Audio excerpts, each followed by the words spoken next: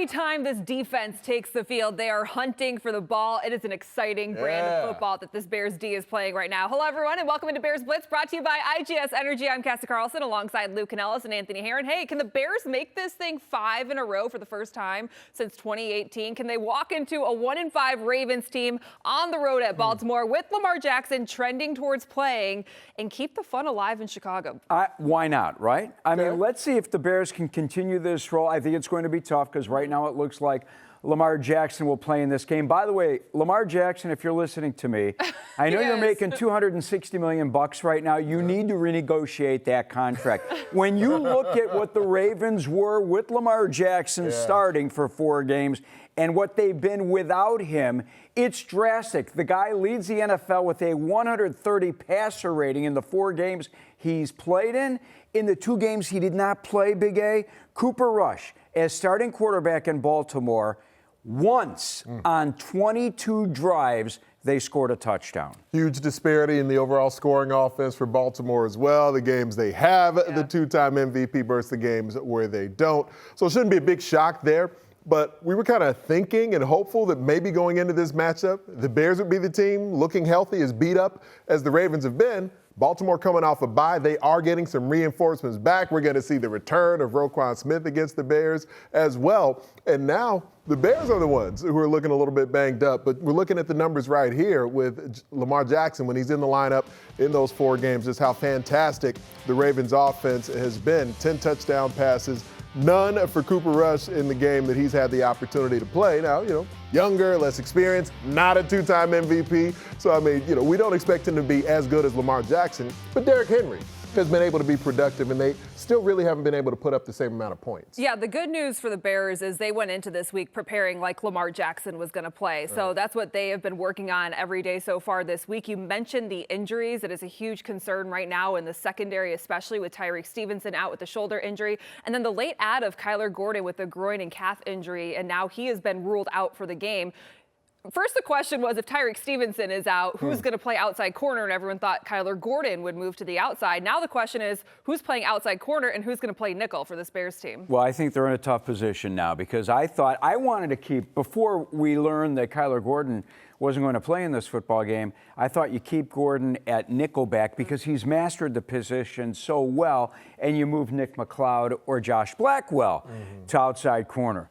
Now you need to play both Nick McLeod and Josh Blackwell in this defense. It's asking a lot, and the secondary has been the deepest position on the team coming into the season. So, you felt like as we were looking back in training camp, if there were any position room that could sustain a few guys being banged up, you're thinking the DBs. But, yeah, this is a lot, and especially because they haven't had Jalen Johnson the entire season. So your top 2 cover corners, maybe the best nickel in football. That's you lost Terrell Smith, too. Exactly. That's asking so much of this Bears back end.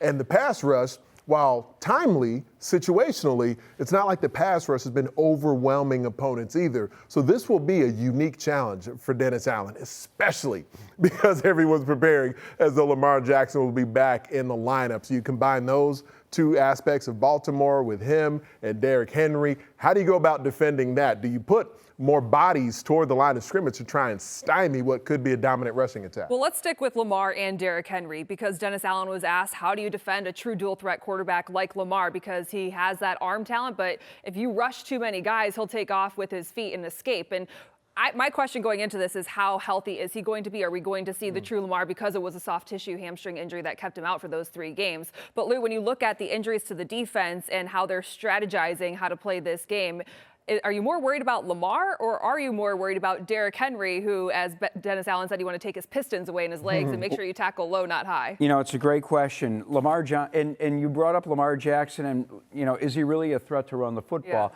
because of the hamstring injury? I don't think he is. I think he's out there to throw the football. In Derrick Henry's case, he's been a bit of a disappointment. Number 1, he's fumbled the football away in the last 3 games for the Ravens.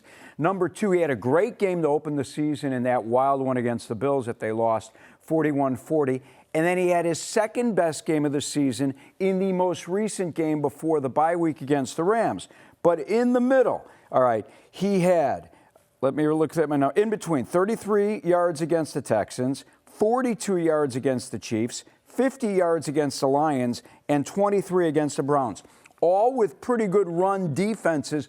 But in my opinion, if you're the Bears, if you can jump ahead in this game and now force them to run the football, you might be in the best position you can be. And for the Ravens on the offensive line, they've had some guys who have missed some time, some guys who are playing through injuries. If you get Ronnie Stanley back, then that'll be a more formidable Baltimore group up front that the Bears' defensive front will have to contend with.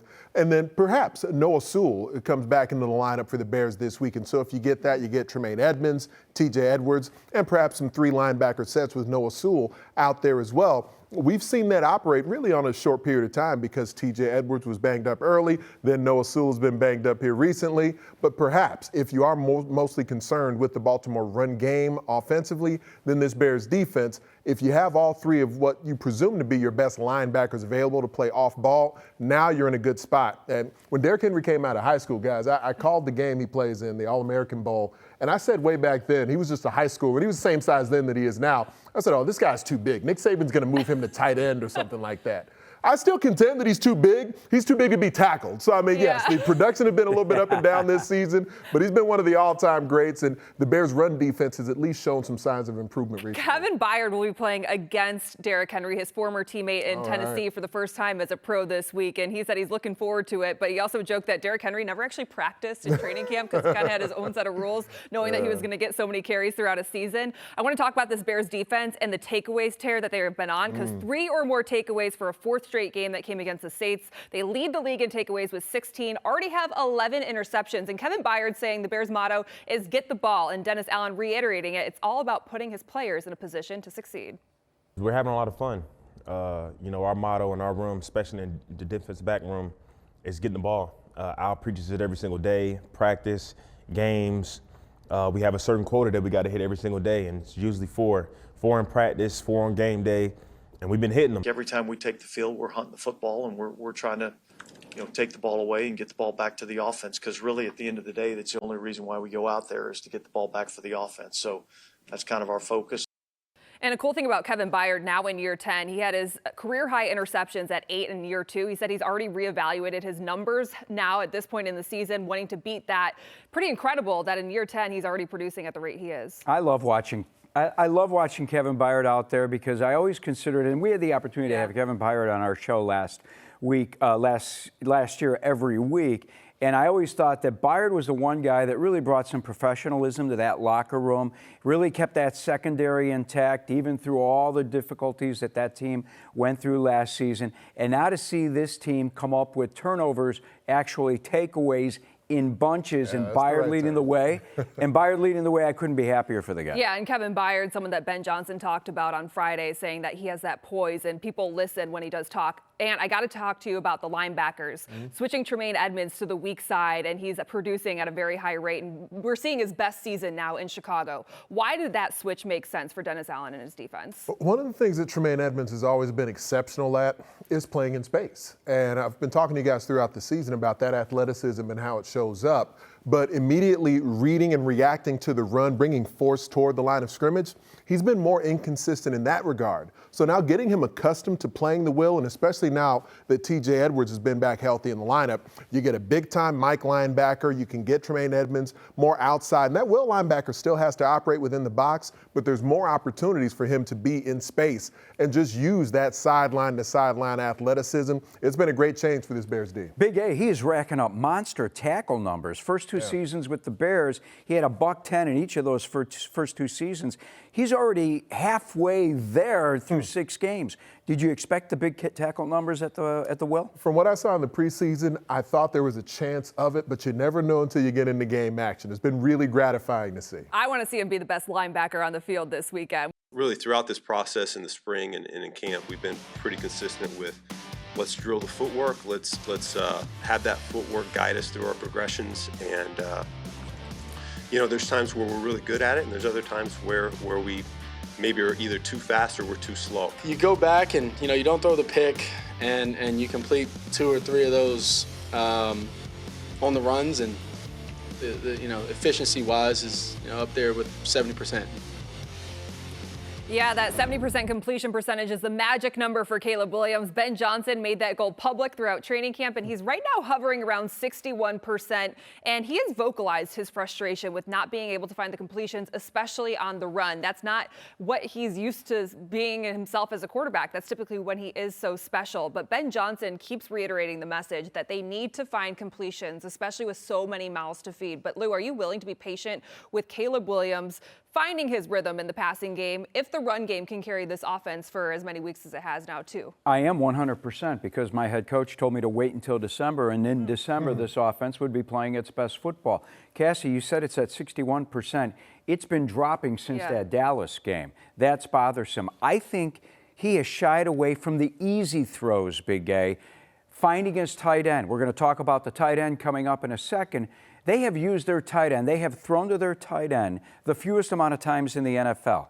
They have not thrown enough, in my opinion, to their running backs coming out of the backfield. Find those easy 3-4 yard passes, catch and throw and catch. Let the playmaker do all the work. And that's where I think the mentality of Caleb Williams, I did feel like early in the season through the first month of the year, it seemed to me like he was in more point guard mode, really trying to be the distributor of the football and just get it into the hands of the playmakers. And that does take some rewiring because at every other stop in his football journey, he's had to be the playmaker, the best player on the field, the one who's either running or throwing with such precision and such explosion that it just sort of makes the playmakers around him's lives that much easier. And through the football journey with the Bears so far, we've seen a lot of games, rookie season and earlier this year, where the run game was inconsistent, the defense was giving up points, and Caleb had to shoulder so much of the load. Now, since the bye week, that's not the case. You got a defense that's vaulted to the top of the National Football League in takeaways and a run game that DeAndre Swift has had back-to-back games of 100-plus rushing yards. So Caleb's just got to get the rock out of his hands and allow the playmakers to cook. And I think coming off of the game we saw against the Saints, I do feel like it was, the term I used for it here on 670 The Score is it was maybe the greediest that Caleb's been, to your point, Lou, looking for the big play, the splash play. And I do think he needs to revert back to what we saw earlier in the year. And Cassie, I don't think he's looked to run with the football as much as he did a couple of games ago. And to me, he's become more predictable for the defense. They're starting to see where he's, instead of thinking about running and tucking and run, he's still looking downfield, which is what we asked him to do. Got to be decisive. Right, but now that linebacker's not on his heels anymore because Yeah. he's not, the threat of him running isn't there. Well, and that's something Ben Johnson said he doesn't want to take away from his game. We know Ben Johnson wants Neuter, right? Yeah, neuter. I hate that word so much. Why'd you have to bring it up? But Caleb Williams, we know he can be special with his legs. We didn't see it in the Saints game. I thought we saw it a little bit against the Commanders. We saw him pick up a couple 3rd and 4th downs with his legs when we thought he was going to throw it to receivers. And now it's like the mouths to feed has been a topic of conversation going into the season. We're seeing it again. And Caleb Williams admitted when he's going through his progressions, he's not aware of who his 1st, 2nd read is, or even 3rd, 4th, 5th.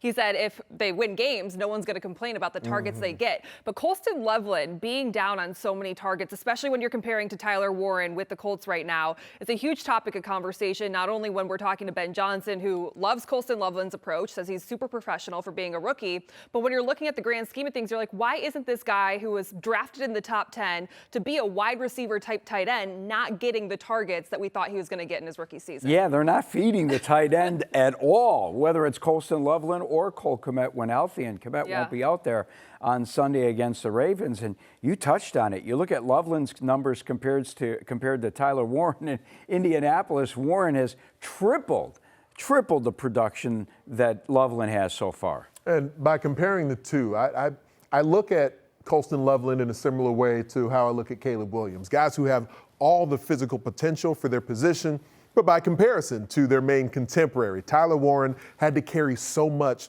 of the Penn State offense with what he did in college. And we saw him grow year over year, playing so much football throughout all his eligibility, where he got better as a blocker, as a pass receiver, because he was a high school quarterback. And so we're seeing a more fully developed version of Tyler Warren, whereas Colston Loveland, 3 seasons in college, banged up part of that time, a Michigan passing attack that frankly didn't throw it that much anyway. He hasn't had as much time on task. In a similar fashion, to how I described Caleb Williams versus Jaden Daniels. But both guys have immense ceilings, and I do think we're going to see more and more. I'm already seeing Loveland really improve as a run blocker at the point of attack, and he's certainly a guy who we know the physical potential that's there as a pass receiver. Well, I'd imagine with Cole Kmet not playing in this game, he is going to get targeted more naturally. And you talk about the run blocking, the run game in itself has really come to life, and it was the 1-2 punch that was really satisfying with not only DeAndre Swift rushing for another 100 yards, but Kyle Monangai getting so involved.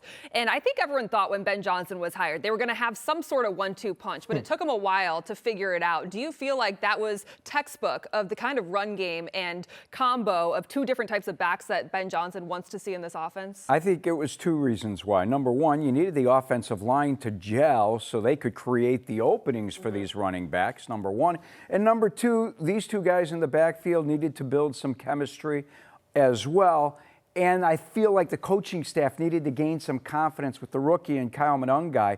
You know, I saw an interesting stat last week, and it wasn't long ago we were complaining about Monangai dancing behind the line of scrimmage, something that he used to get away with in college football.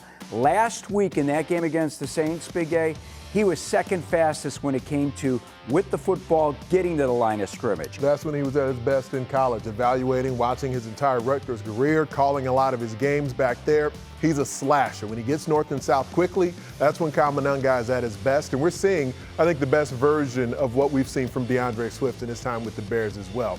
Because they set him up to get him out in space, and he's electrifying when he's there. But we're seeing him now as a guy who gets more vertical with a lot more urgency running downhill. So it's not just luck. Certainly not. I certainly hope it's not, because they got to sustain I feel like this. he has that plastered somewhere on his phone or near his locker.